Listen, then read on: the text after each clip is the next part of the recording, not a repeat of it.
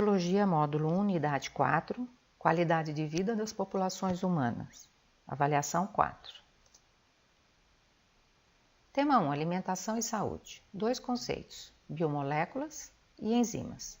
As biomoléculas são moléculas grandes, que no nosso sistema digestório são divididas em moléculas menores para poderem ser assimiladas pelo nosso organismo. As enzimas são proteínas que vão catalisar, acelerar a velocidade das reações químicas. Principais partes do sistema digestório. Tem a boca, onde ocorre a mastigação do alimento e já começa a sofrer a ação do amido.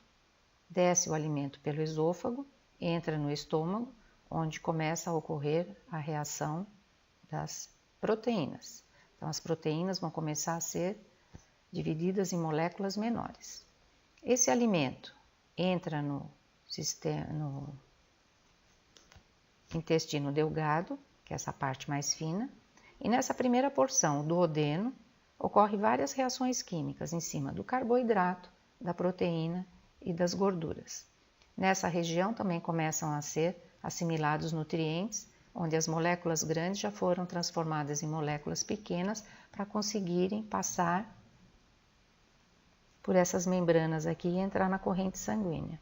O fígado vai produzir a bile, que vai ajudar nesse processo em cima das gorduras.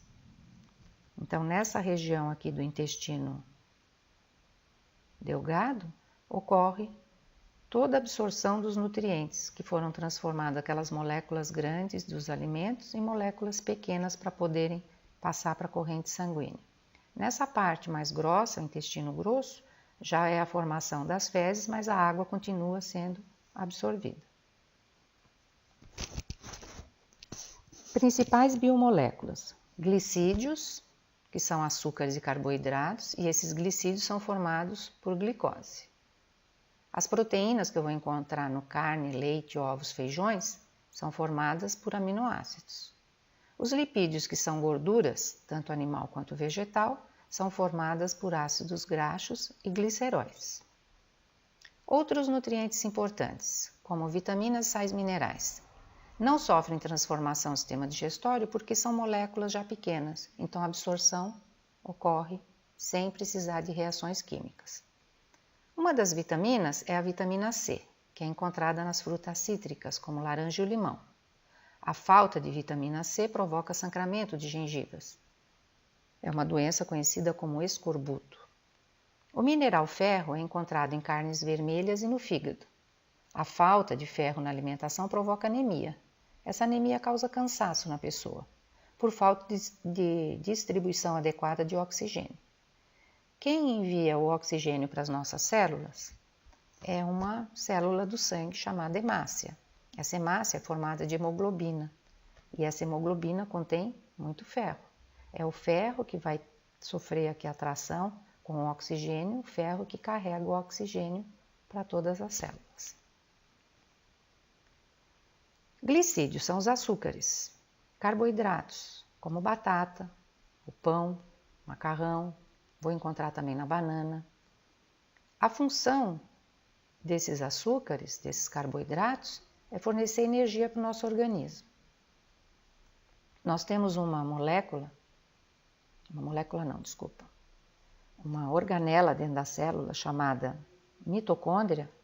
A mitocôndria ela precisa muito desse açúcar, glicose. Junto com o oxigênio que você respira, a mitocôndria, que é essa organela dentro da célula, ela vai, juntamente com a glicose e o oxigênio, produzir a energia, que é o ATP, adenosina trifosfato, para você poder fazer as suas atividades, como andar, ouvir, escrever, seu pulmão funcionar, seu coração bater. E esses açúcares, eles são divididos em monossacarídeos, disacarídeos e polissacarídeos. Monossacarídeos são chamados açúcares simples, como a glicose. Ela é chamada de molécula energética exatamente porque a mitocôndria, que é essa organela da célula, ela utiliza muito a glicose junto com o oxigênio para fabricar energia para você poder sobreviver.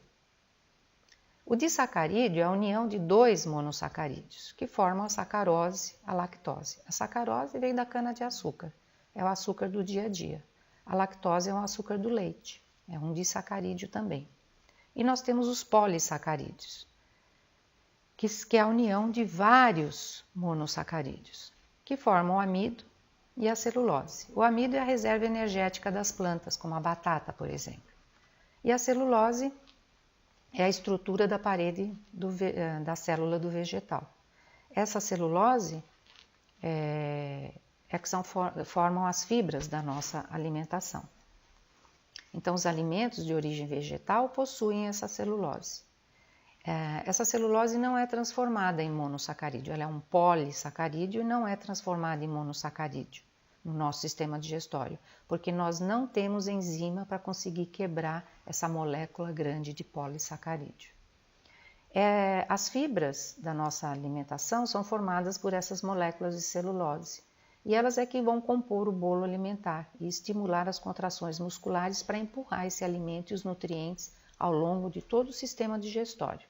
São essas fibras de celulose que vão formar as fezes no nosso organismo. Os animais herbívoros, eles conseguem fazer a digestão da celulose porque eles contêm no seu sistema digestório bactérias que fazem a quebra dessa molécula grande de celulose. Os lipídios são as gorduras, azeites, óleo, manteiga. Então, a função desses lipídios também é de energia e de reserva. Eu tenho dois tipos de lipídios. A menor molécula do lipídio é chamada de ácido graxo. Eu tenho o saturado e o insaturado. O saturado é de gordura animal. Insaturado é gordura vegetal, mas eu também posso ter de gordura animal, como da sardinha e do salmão. Então, é um ácido graxo insaturado. É uma gordura boa para o nosso organismo. O saturado, que são da gordura animal, da maioria das carnes, elas têm um problema de se depositar nas paredes dos vasos sanguíneos. Então, a melhor gordura seria o ácido graxo insaturado. Colesterol é uma gordura. 70% do colesterol que nós precisamos, ele é produzido no nosso fígado. 30% só pela alimentação. O colesterol é importante no nosso organismo porque ele faz parte da membrana celular. Ele faz parte da formação dos hormônios testosterona e progesterona. E ele também faz parte para formar a vitamina D importante para os nossos ossos. Nós temos o transporte de colesterol no nosso organismo, ele é realizado pelas lipoproteínas. Então tem a lipoproteína LDL e a lipoproteína HDL. A LDL vai transportar o colesterol que está lá nas nossas gorduras, no tecido adiposo, para as células do nosso corpo e vai formar as membranas, vai formar os hormônios. A lipoproteína HDL é uma lipoproteína chamada de alta densidade, chamada de bom colesterol. Por quê? Porque vai retirar o colesterol que está circulando no sangue e vai transportar para o fígado. E o fígado vai transformar esse colesterol em bile. E essa bile vai ajudar a fazer a digestão dos lipídios, das gorduras. Proteínas. As proteínas são os ovos, eu vou encontrar nos ovos, no leite, nos queijos, nas carnes, nos peixes e nos frangos. A função dessas proteínas é construir e manter os nossos músculos, formar as enzimas e formar os nossos anticorpos. As proteínas são constituídas por moléculas de aminoácidos. Existem 20 tipos de aminoácidos. 12 são produzidos pelo nosso corpo e 8 pela alimentação. São chamados de aminoácidos essenciais. O arroz com feijão é um alimento que tem todos os aminoácidos essenciais que nós precisamos. Porque o feijão tem um aminoácido chamado lisina. Então, ele tem muito desse aminoácido. E vai faltar no arroz. O arroz tem muito aminoácido metionina, que vai faltar no feijão. Esses 2 aminoácidos aqui estão aqui dentro desses 8. Então, tanto o arroz quanto o feijão tem todos esses aminoácidos que a gente precisa. Nutrientes reguladores são os que vão regular as reações químicas dos nossos organismos. São as vitaminas, sais minerais e a água. As vitaminas e sais minerais são moléculas pequenas que não sofrem transformação no sistema digestório. Fonte de vitaminas eu vou encontrar em fruta, legumes e verduras. Então, a vitamina C eu vou encontrar na laranja, no limão, e a falta vai causar o sangramento das gengivas. O ferro eu vou encontrar nas carnes vermelhas, no fígado, e a falta dele vai causar anemia. A água, ela vai dissolver todas as substâncias que vão ser transportadas para as células. Participa das reações químicas das células e é uma fonte de sais minerais. Higiene e saúde. Hábitos de higiene. Lavar as mãos e escovar os dentes.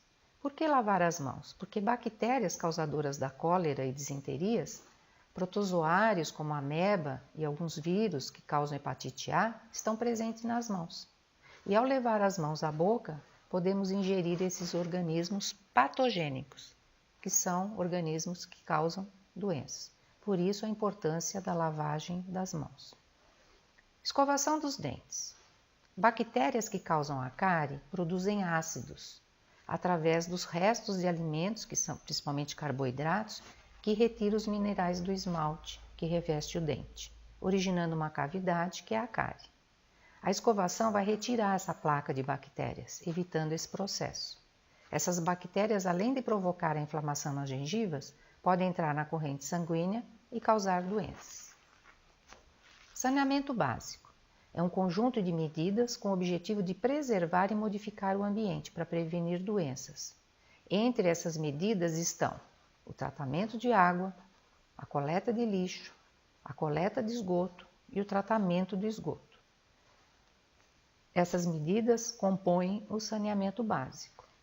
O esgoto é uma água que contém dejetos humanos, que são as nossas fezes. Se a água apresentar coliformes fecais, que são bactérias que vivem no intestino, sem fazer mal à pessoa, isso significa que essa água teve contato com fezes. Então é chamada de esgoto. O abastecimento de água, a água é captada dos rios, lagos e tem que passar por um tratamento.